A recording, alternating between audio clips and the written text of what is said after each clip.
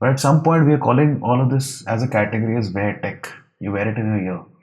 You wear it around your neck. You flaunt it in some way. It's part of fashion. But who's talking about this? What are people doing about this? How are brands looking at this? So this is where I believe the direction of this industry is going. Now that function is sorted, function is table stakes, form is what takes over.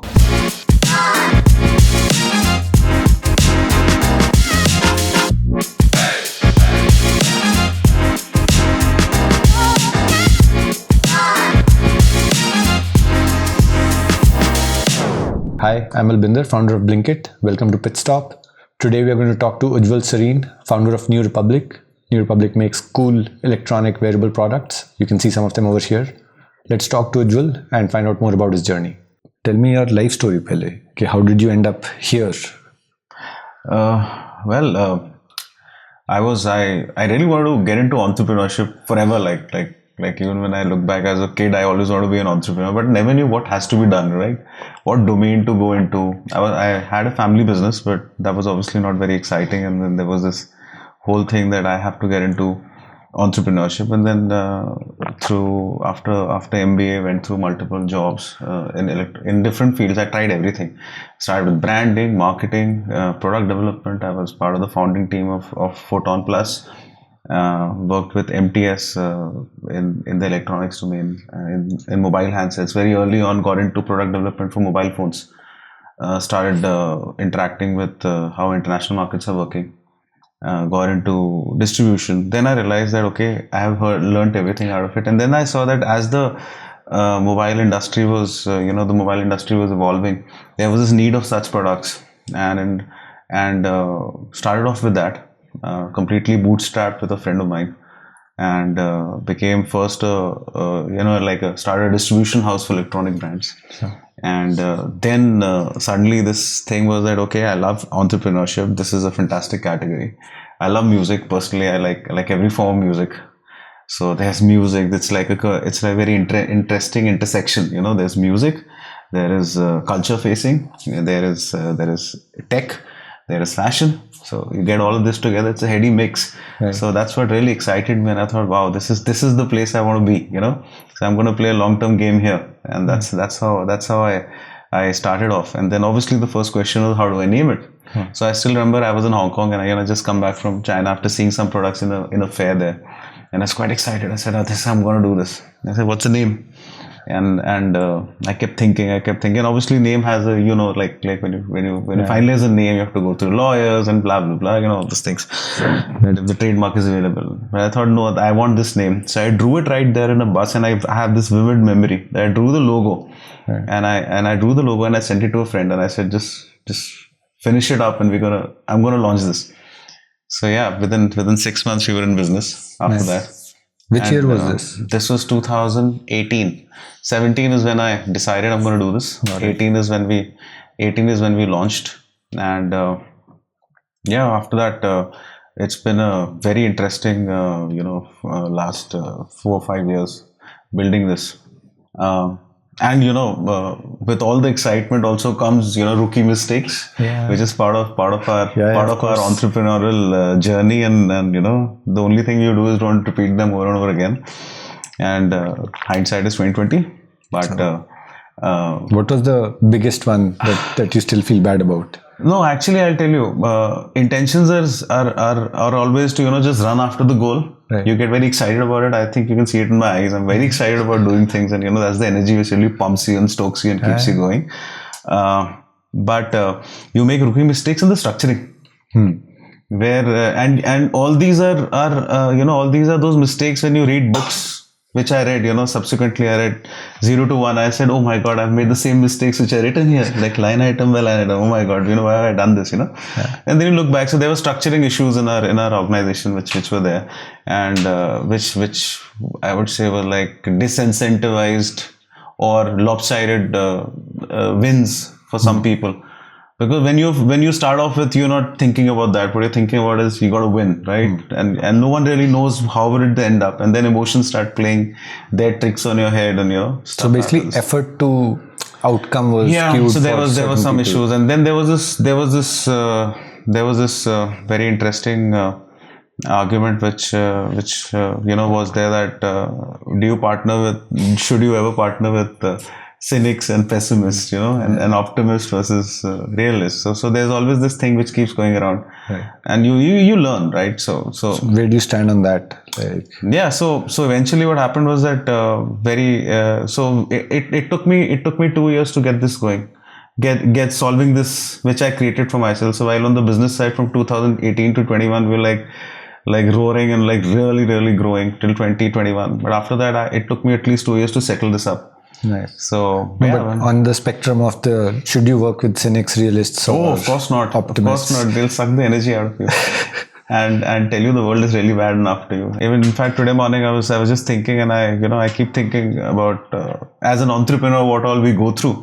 I think one of my key learnings in this last 5 years, sometimes just feel somebody comes and does something for you, right? Maybe it's a product, maybe it's a hire, maybe somebody who's joining a team, or maybe it's a customer. You always have this thing that, okay, this part is achieved, this one happens, everything's set, all the effort which I put in will bear fruit. But I've realized over my entrepreneurial journey that that's never really the case. You got to work hard every single day. You got to cover every single base. And once you do that, things then perhaps would come into place. And there is still luck. and still, yeah, of course, luck. You spread. There is this whole philosophy about luck. Like you spread the surface area, Yeah. the luck, the opportunity or the luck happening increases that many folds. So yeah, so that's been my journey. Been a marketing, branding, technology. Loved the category. I'm still in love with the category. Every time love the products. Like I actually do. Like they look cool. And I So think this that's is, different. you can say, this is the second coming for the brand. I'll be upfront with you that we had a massive following from 18 to 21. After that there was this 1.5 year kind of a period where we had to reinvent a lot of things structurally as an organization. Back into the game, and we are doing phenomenally well. In Touchwood, we are back at the peak numbers we were before we reinvented ourselves. Nice. And what was the reinvention? Was it the design language, or was it like? well, like I said, it was structure. The company went through an entirely different structuring process. The shareholding process, all these things changed. So that's why, because there was a handover and takeover of the old management and the new management, Right. there was a little bit of a hassle there. But once that was settled in, and the runway was clear, okay, now there is no issues in terms of who does what, who gets what types. Right. Which are very rookie mistakes. And I'm fine with them. So like you went through this restructuring of the company, Right. So you got the shareholding sorted out. Yes. Now you have clear runway. You have command of the business. Yes. What is it that is different from what you're doing now versus like what you were doing earlier? Well, the industry has evolved from the day we started off. The established leaders were a few years ahead of me when I started off, but there was always this, that distance seemed quite catchable, and they were moving in a particular direction. In version 2, what I realized was that that direction is a different direction altogether, and I believe the future is somewhere else.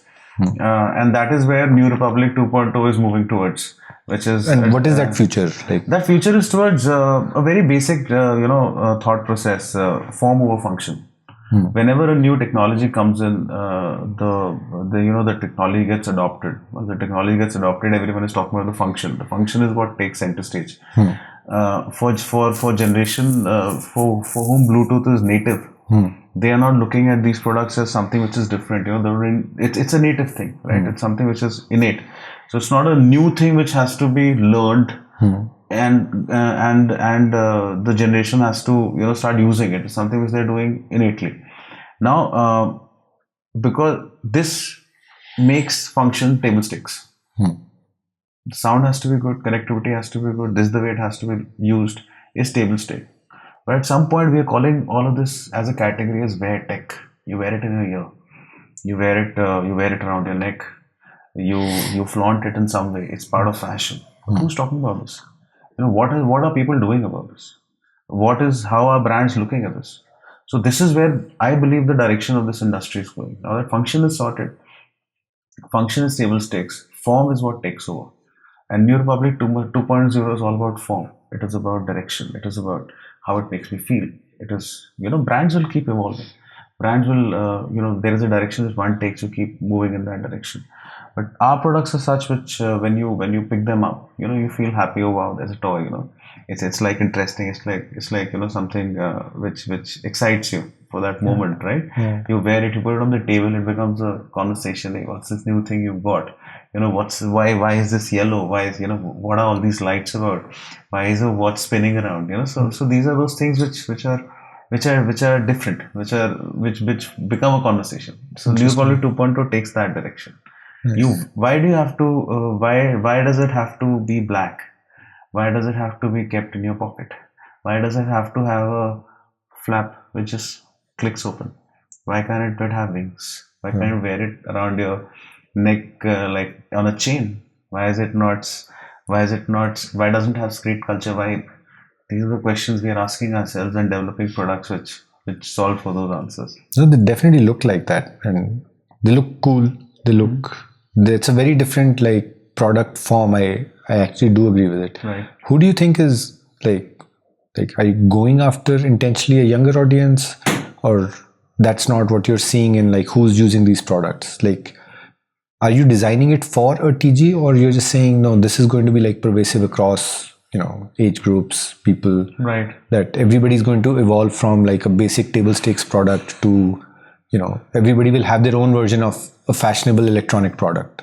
Yes, I believe everyone will have a fashionable electronic product, but again, this would have its own curve of adoption. And I believe the early adopters would be any fashion conscious youngster who may not want to spend so much on buying a phone, and because the advantage of or the motivation of getting more out of the same phone is not much, but spending a fraction of the money and buying a cool product, which just like a nice T-shirt.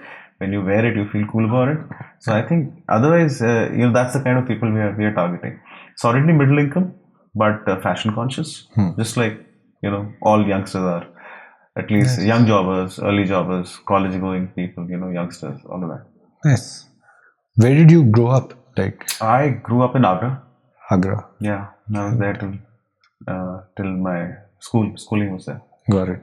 Yeah. And so, what do you think? Like, basically, you have a design sensibility, which is very, I don't know how to call it.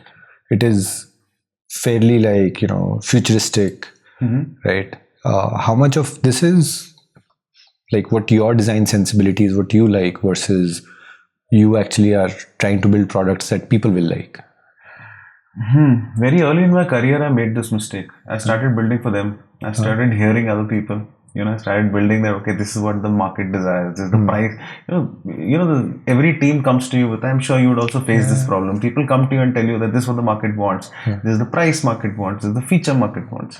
And somewhere your own vision continues to get diluted. That happened in V1 and V2. I decided I'm going to make product that light me up first. Right. So if it lights me up, I can, and I can pass on that light over to everyone in my team. I'm sure it will light up that audience who believe in what we do. So right now, the whole game is about that. So the designs have to be something which are like I love it, and I agree with it. I think if we don't build products for ourselves, then we don't end up building with the kind of passion and with the kind of quality that will really make them like standout products. Yeah. Right. And I think that's actually essential. Otherwise, you can't do it. Like I was the first customer of 10-minute delivery, and like I need it and I love it, and so we have to figure out how to make this happen. Right. And I think that also in turn what you said, right? It attracts people who are also attracted to that problem because it is something that they seek. Right. And when you have people in the company who actually use the products that you build, whether it's an app or a service or physical products, that is when actually they will be passionate about it. They'll build great products. They will have tons of feedback on how to make it better. And I think that becomes a culture of excellence that you're always seeking within an organization, that we should always be getting better, and we should always, because we are all actually users of the product. Yeah, right? Absolutely. Even I have made that mistake where we diluted our vision to basically build for a big market, but not a product that I was excited about using. And then over time, I could see the decay of the product quality and the passion and the care with which we built that product. And I think to some degree, I actually echo that thought. And that's why I was asking you the question. I think all of us have been through it at some point of time, But that's very cool. Although somebody told me recently that you don't know what the market wants. I don't care. Yeah. I like what I like. I want to do first. I want to satisfy. I want to look into a mirror and feel happy about what I've done. Right. Then I will expect people to be happy about what I've done. So what is the harder part about what you do? Like obviously build, for what we see and what I think everybody else will see is cool products. This is the outcome. You're marketing these products, you're selling these products, but you run the company, right? So what are the hard things that you, I don't want to say struggle with, but like, what are the things which basically are like energy draining for you apart from the cynics if you get them in the company? I came up with a definition today morning. I was just thinking about stuff and I said, what is stress? And I came up with a formula for myself and I wrote it down. It's like stress is equal to expectation divided by time. Lower expectation, give yourself more time, there's no stress. Got it. So it's like a simple formula. So yeah, what gives me stress and how we run the company, there's you could see what you see here is like a duck. Right. But there's a lot of paddling which is going around. I think essentially running a company requires, and you would know much better. You've done so many. You've been doing it for such a long time. But I feel it's all about one is focus. You have to be like I dream about stuff. If before sleeping I come to know that there is some issue or something, I would dream about it. Definitely, there is not one day I would not dream about it. Related to product, supply chain, finance, whatever. And I know that okay, tonight I'm going to dream something about this. So I exactly know what's going to happen, and I've got quite used to it. The second is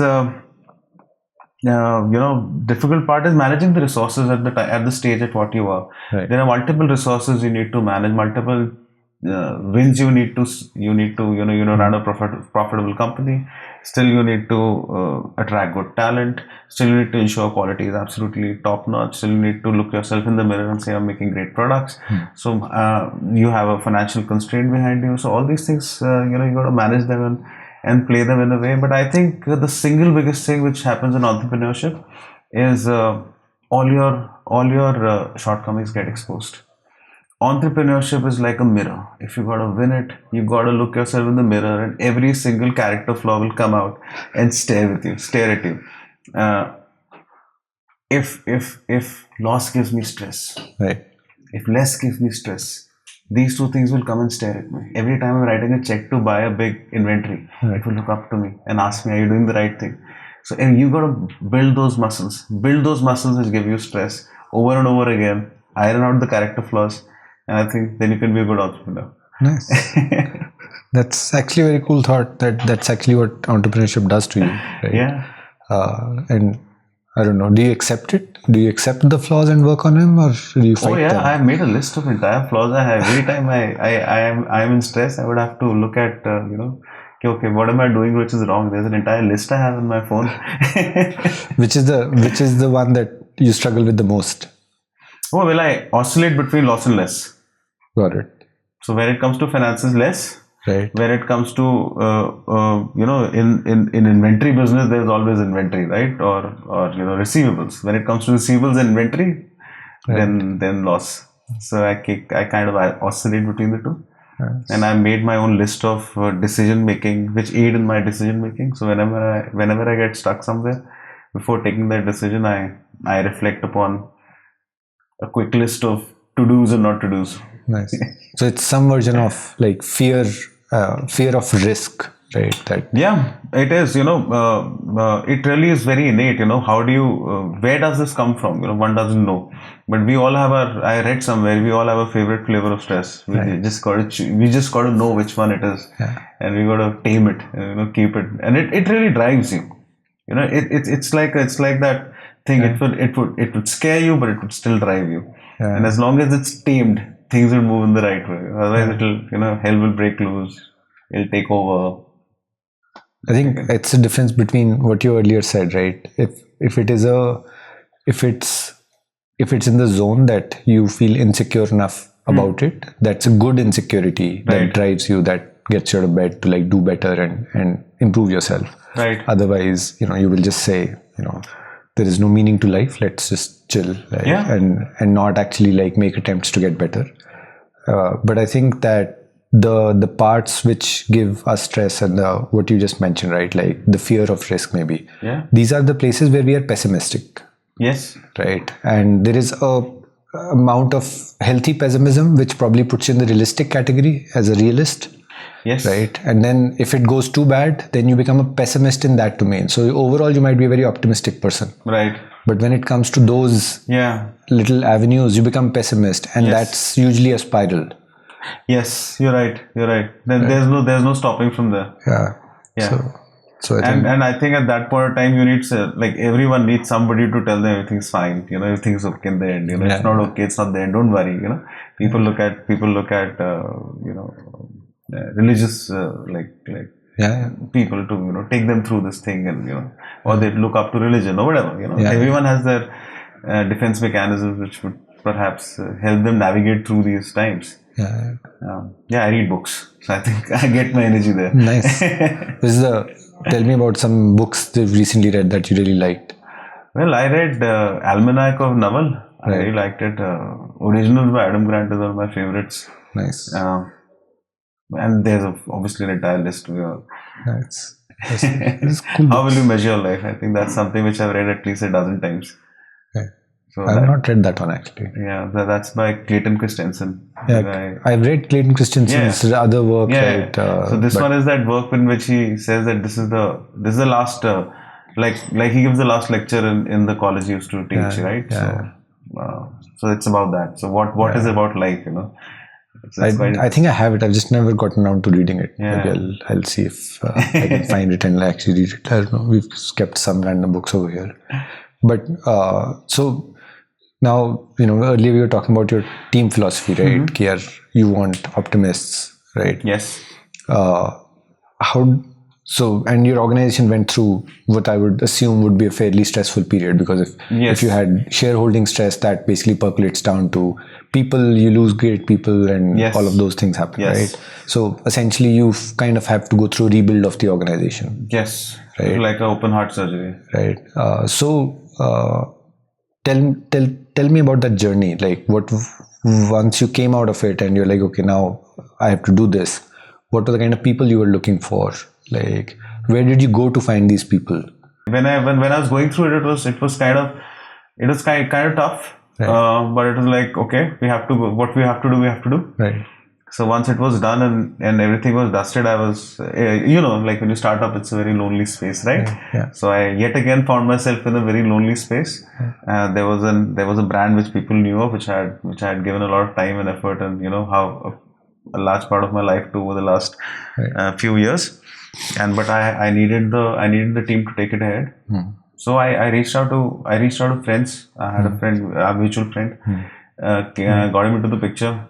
Things got excited, and I would say his energy is infectious. Nice. So it took a lot of time for me also to come out of it. Although you don't realize, but as you slump down a spiral, you reach a point where you look. You don't look up, right? You say, okay, everything's fine. Suddenly but consistently you're like going down.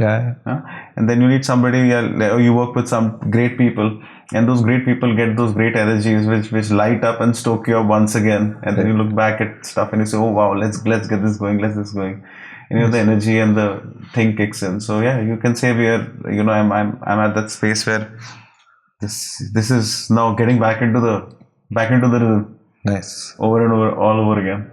Nice. So let's talk a little bit about the actual business, right? So these products, tell me about what are your big channels? How are you actually? So you want to build fashion like this, the products at the intersection of fashion, culture, technology, and wearables. Yes. So, how do you think about the nuts and bolts of this? How do you think about distribution? Is there a strategy that you formulate and then you say this is, because that is also part of the brand. That is also part of the identity of the product itself. That where do I buy it? This is the channel. What is my experience of buying it? So how Right. do you think about it? Well, I feel that what I'm trying to do here is against conventional wisdom. If you look at any industry where there are well entrenched players, and suddenly you pick up a pitch which says I'm going to sell a more beautiful looking product than them at a price which may be 2x. I'm going to give form over function, and function will be table stakes. This particular line, and if you test it through conventional wisdom of the mass, everyone would say, "What are you doing? Is it even going to work?" But then we've got brands and we've got examples all around us where people have challenged this wisdom and won in various categories. And I believe this is also one of those categories where this would happen. This is but natural. It's only who would take this position, and I believe we are well poised to take that. From a now, how would this value get delivered? And obviously, the best way, which I started off initially, was this value can be delivered through retail, because our products are something which should be experienced. And they can be delivered through online channels like our own website, through social media, where influencers and people who use them show how these products are, create a sense of need and desire for our target audience, and they come in and buy it. Those are obviously, this is the conventional, this is what came to my mind when I was thinking about how this distribution channel, this is the direction which I eventually took. And then we started talking to your team early Jan Feb, and we got on board, and we started selling on Blinkit. And it is like the day I first saw the product on Blinkit, I realized, oh, this is amazing. Everything is why would anyone wait? Right. Why should anyone wait? If the product is good, it is available, it looks beautiful, it's available in 10 minutes, why postpone joy? Right. No, I think we will be a channel for you, for the brand, for people who already know and who have already experienced the product. They know what they want. Right. Right.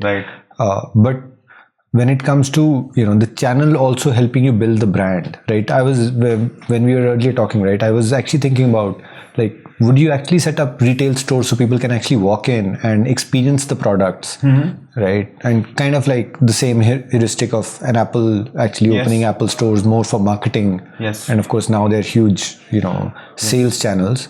But are you going to do that, or do you do that? Yes, we're in the process of setting up brand outlets only for experience. Right. But obviously, it has its own limitations of how many can you do and how far can you reach. Right. We are present in large format retail, we're present in key retail outlets. All those things are there.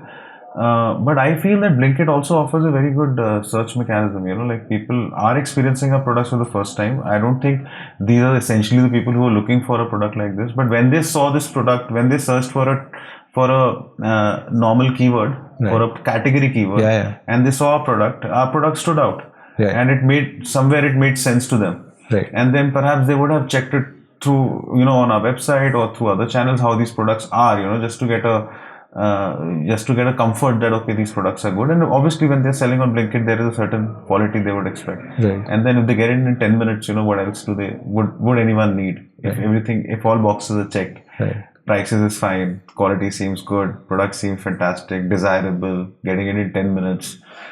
Why postpone joy, like I said?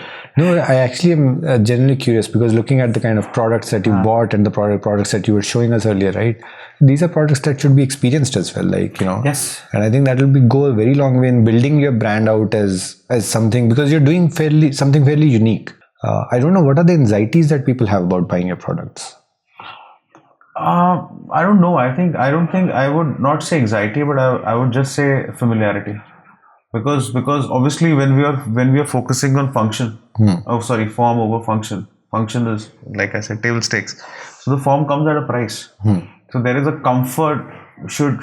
I would think a customer should have stepped back into the comfort of a known brand at a low cost, which gives me the function, or step forward and take this, because it's like attracts me, but there is a certain delta for the price which I have to pay. Should I do that or not? And it would obviously take a cycle. It will take some time for people to get familiarized with this. From an experience standpoint, you're right. That's why we are in the midst of opening some exclusive brand outlets where people could experience this. But then it has a physical restriction of how many can we do it and how many people can we reach. So videos and tutorials and reviews, those are the things which then move and fill that gap. Got it. I'm looking at it like a t-shirt. You spend $2,500 on a t-shirt, you feel nice about it. Nothing. Every brand sacrificed something. And what did they sacrifice? They sacrificed form. The function couldn't be sacrificed. Right. So the form got sacrificed. Finally, we end up at a point we have a skeleton. We don't have anything else around. I'm just curious. So, by the way, are the retail outlets going to look? What is the design language and? Yeah, very street culture vibe.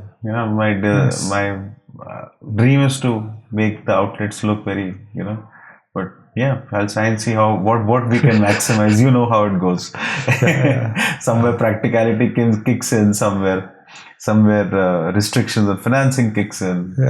Then you end up making something which. Yeah, but it'll be cool, because the products stand out so much just in terms of the form, right? Like having outlets which are also standing out.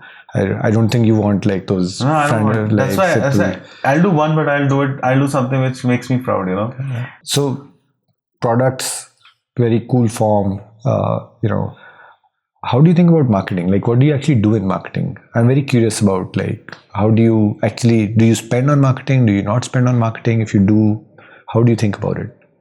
It depends on platform level. So we spend a lot on social media. The idea is to reach out to more and more people, make them experience our products, seed products wherever required, participate in activations wherever possible. More people see it, the more they want to buy. We've seen this as a trend happening everywhere. We put this out in an office space, let's say an activation. We'd see people coming and buying it. Put it on the table, there'll be at least 10 of your colleagues will ask you what this product is. So seeing this cycle happen over and over again. So we spend a lot on social media. So that's where a majority of our spends go. Then we also obviously on platforms like here, we spend on search. We want to work on the keywords, relevant keywords. So people, when they search for mundane because they don't know the new, they can find the new and perhaps get excited about it. Right. So this is still both of these things are very, very sales driven marketing, right? Right. So you're not looking to what the conventional marketing wisdom is. कि brand बनाते हैं पहले, you go out and you talk about the brand or anything. You don't have that, or you don't do that. No, we are in the process of setting that up. There is a campaign which will be coming up over the course of the next quarter, which will talk about this. We'll do digital campaigns and everything. But you do believe that branding works, when, let's say, you go through the cycle, you have enough word of mouth flowing around for you, and then you go out and talk about your product on, let's say, digital brand channels instead of being very performance driven. Yeah, we do digital brands, and that stuff is obviously on board, but I believe in it. Yes, I believe there are two ways to build this. One is you get enough customers to experience your product. Right. They become your ambassadors automatically. And the second is obviously that you create a larger than life image and draw people in. Right. So those are completely I think different perspectives to going down to implement, and depending on where your brand is. Although the second one, which is creating a spectacle and drawing people in, is always very has all the razzmatazz around it. The harder one is slogging it out but that pays that goes a long way, right? Yeah. So you've talked about the marketing part of it, and you change the brand, and you change the brand identity. Basically, you said this is New Republic 2.0, where you're building products that you actually want to build, not a diluted version of this. So the brand remains the same. Spiritually, it's New Republic 2.0, but the brand remains the same. Yeah, the brand is the same. It comes from changes. What happens behind the scenes changes from where it was initially was one of the wanted to be mainstream in a certain way. Now we are creating our own mainstream, which we believe will become mainstream in the future. Right. And we are chasing that now. So when you made this transition, right, like the harder part of, everything else, the ancillary stuff is done. You decided you're going to go into this direction. What was the point at which you were like, yes, this is going to work? Like, was there a win that really gave you more confidence, validation? You were talking about earlier, right? Either a customer comes out and tells you something, or you're right. Right. You're right. I'll tell you what gave me what really when is it that I felt that okay, we're in. So when the idea was formed of how we're going to move forward, I obviously that idea had to take shape. That idea took shape in the form of products, and I went to everyone. There was, I could see everyone's eyes light up. There was not this one person, be it channels, be it retailers, be it large gatherings where there were like 100, 150 retailers who get knocked on by customers and by partners and brands by every single day. I couldn't see anyone not lighting up. Everyone wanted one, if not for selling, but for themselves. Nice. And that was like that moment where I felt that okay, yeah, this is something. And then when we start selling it, the kind of feedback we start getting, people again started flaunting them, putting their own stories, flaunting the product, writing something, tagging us. Those things happened over and over again. People start calling out, okay, that, we want that product, the yellow product, this product, the green product. So people started calling that out. Even if they would not remember the name, they would instantly put a name to it. Some would call it, which opens like a door. Somebody would say transform, somebody would say some movie, somebody would say, space age kind of thing. So people started then congregating around the ideas. And and it's been happening over the past 6, 7, 8 months, and every time this happens, it's happening over and over and over again. So that's given me more conviction that the direction is, and now we are just chasing it at breakneck speed. Nice. So, you're doing something you're passionate about, clearly, right?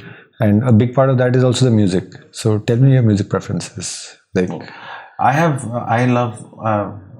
What do you listen to on the way over?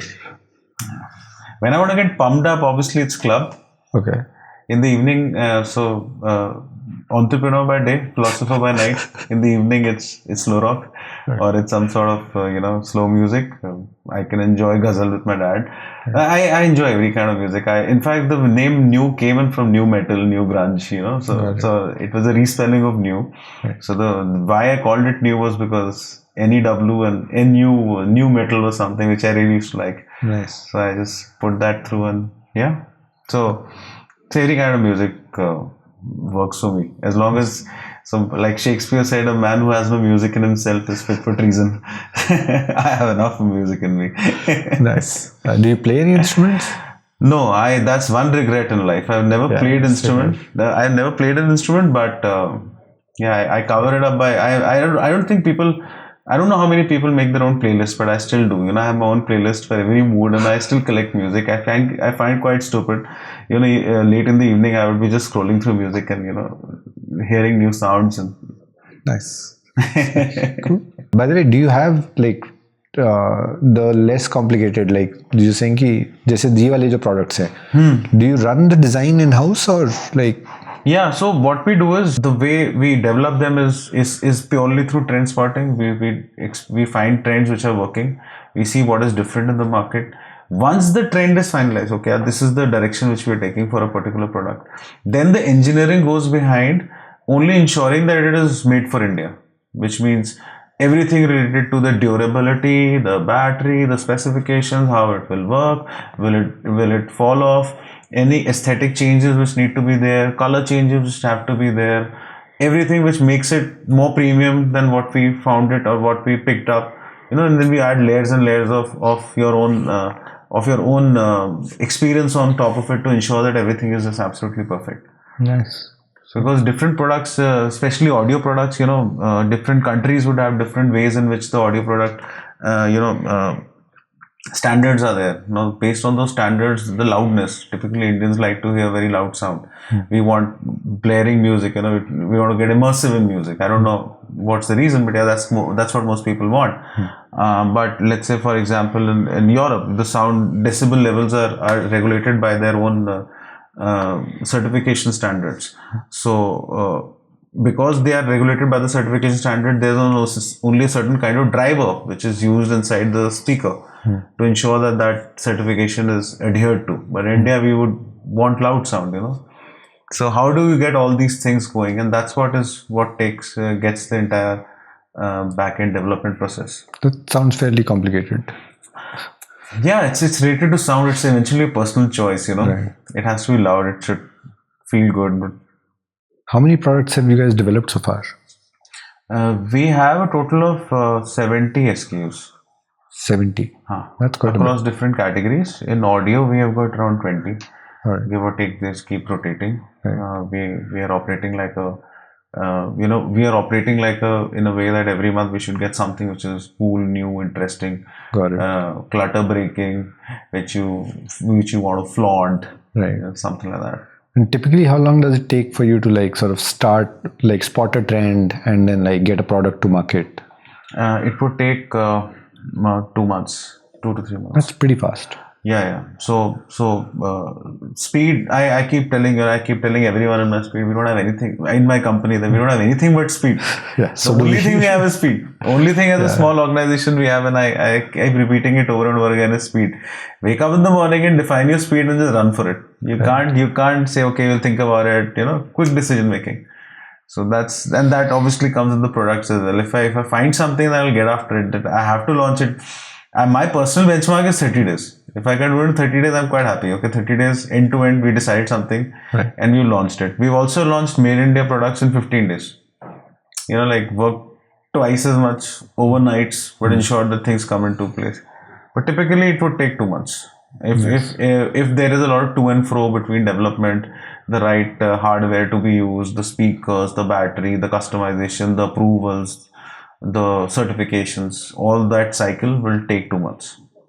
It's still fast though. That's pretty commendable. It is. But I generally would like to talk about Blinkit. If you really, I really like Blinkit. Personally as a consumer, I like Blinkit because of what it does to me. What it enables. As a supplier and as a brand partner here, I would say you've built a fantastic culture. I see people who are happy. I have rarely come across, and I speak to a lot of founders. We are a group or something, and everyone keeps interacting. And not that I'm here and I'm saying this. I've said this in different forums to different people in your team. People are genuinely happy. People are genuinely happy with the way things move.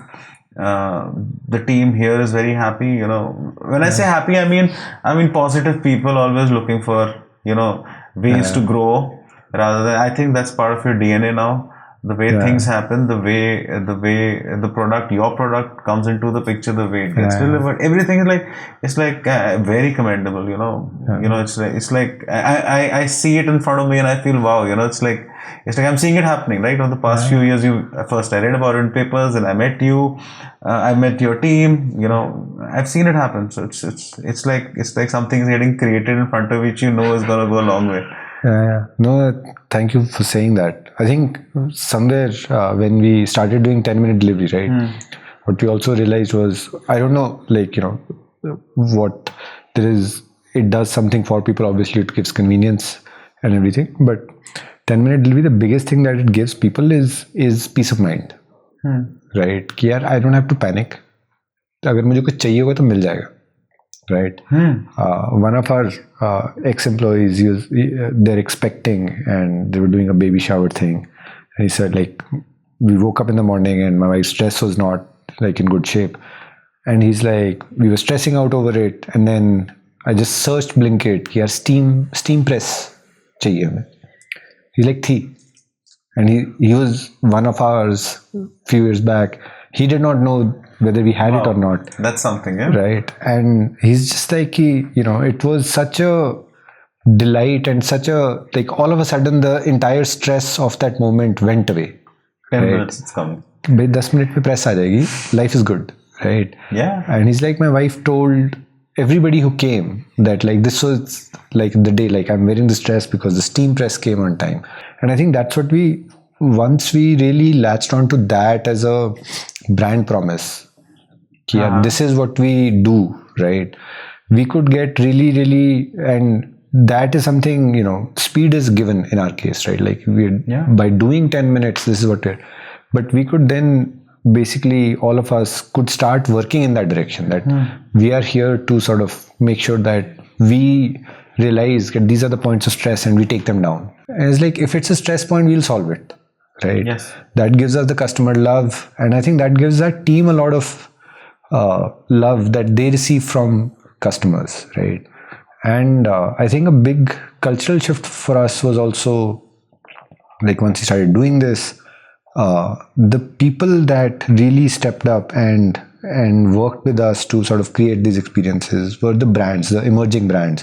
They were like, 10 minutes mein, they were the ones who were the first ones saying, "Yaar, hum ye karke dekhte hain, we will try this, we will try that, we are willing to put products out here, we are willing to put products in 400 stores," or something like that. And we're like, yeah, they are also helping, they are also part of our team, right? And we really started believing that at some point of time. So, and I think that has helped that has helped overall the business itself, because I think the reason that you see more happier folks that you interact with over here is they are genuinely not looking at, working with brands and being like on the other side of things. The only thing which we really enforce is transparency, right? That we will not play any games, short term, long terms, because these are also people that are actually working to improve our customer experience. So and we suffered a lot for this for a few months till like the cycle really picked up for us, that we were the first ones like putting it on the ground and saying, okay guys, this is what the channel costs, this is what the margins are going to look like, this is what the sellers are going to make. Like all of this, I think we just had to be like brutally honest, even at the cost of doing business, right? So initial stages, I was telling you, right, last August mein humne focus dala tha. April to August we had almost no D2C brands, maybe except for 2 or 3 which are signed up, because our ask was higher than every other platform. We're like, we will ask for what is genuine, we will explain the cost, and that is something that we've kept non-negotiable for the entire team. And that in hindsight was a good call, but I think over time it started getting valued more and more among teams कि यार एक transparency है. Correct.